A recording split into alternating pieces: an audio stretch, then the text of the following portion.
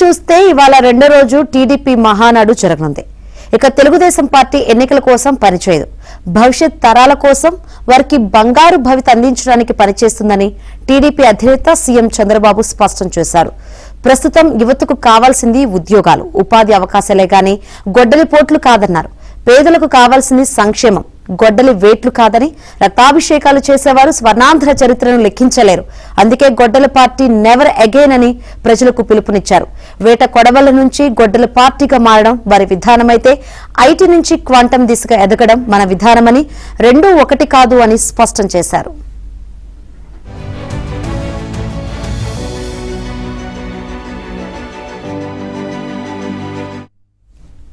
మంగళగిరిలోని టీడీపీ కేంద్ర కార్యాలయంలో జరిగిన మహానాడులో చంద్రబాబు ప్రసంగించారు.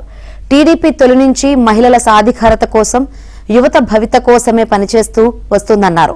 గొడ్డలి పార్టీకి గోల్ లేదని, అంతా అడ్డుగోలు తరమేనని ధ్వజమెత్తారు. గత పాలకులు 5 ఏళ్లలో రాష్ట్రాన్ని ధ్వంసం చేస్తే, కూటమి వచ్చిన 2 ఏళ్లలోనే రాష్ట్రాన్ని గాడిలో పెట్టామన్నారు.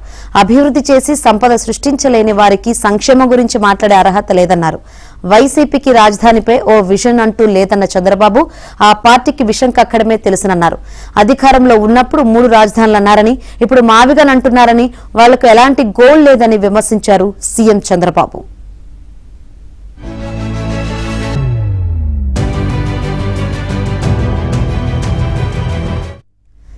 పార్లమెంట్లో మహిళా బిల్లు పెడితే ప్రతిపక్షాలు అడ్డుకున్నాయని టీడీపీ కార్యనిర్వాహక అధ్యక్షుడు మంత్రి లోకేష్ విమర్శించారు.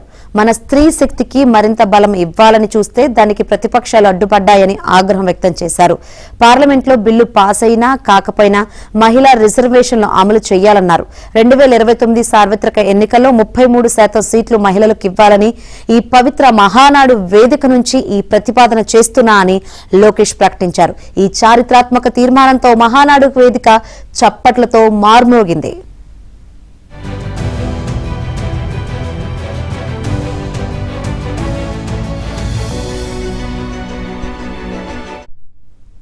టీడీపీ వర్కింగ్ ప్రెసిడెంట్ గా లోకేష్ బాధ్యతలు స్వీకరించాక తొలి మహానాడులోనే సంచలన ప్రతిపాదనతో ముందుకు రావడం అందరి దృష్టిని ఆకర్షించింది.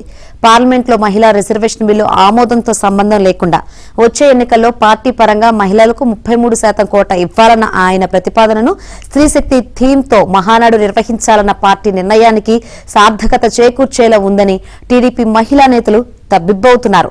జాతీయ అధ్యక్షుడు సీఎం చంద్రబాబు తన ప్రసంగంలో క్యాడర్కు దిశానిర్దేశం చేస్తూనే వైసీపీని పంచులతో ఆడుకున్నారు. కార్యకర్తల్లో జోష్ నింపారు. తన 43 నిమిషాల ప్రసంగంలో పార్టీ 44 ఏళ్ల ప్రస్థానాన్ని, ఐడియాలజీని గుర్తు చేశారు. 23 నెలల్లో ప్రభుత్వ విజయాలను, భవిష్యత్ ఆలోచనలను ఆవిష్కరించారు.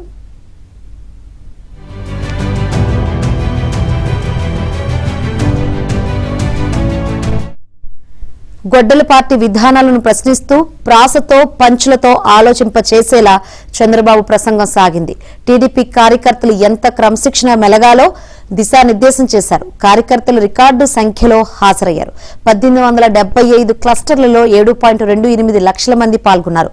నూజివీడు నియోజకవర్గంలోని 10 క్లస్టర్లలో మహానాడు కార్యక్రమం నిర్వహించగా 9,991 మందికి గాను 9,991 మంది హాజరయ్యారు.